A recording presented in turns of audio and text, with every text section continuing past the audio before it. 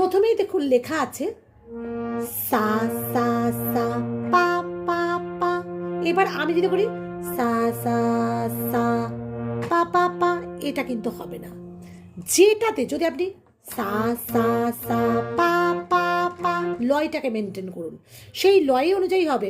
আমি যদি আরো স্লো করি, যে গানটা আমি তো সবে ঠুংরিটা তুলছি, তাহলে কেমন করতে হবে সা সা সা পা পা পা, সেইটাই কিন্তু এটা দাদরা তালে আছে সা সা সা পা পা পা, সা সা সা পা পা পা।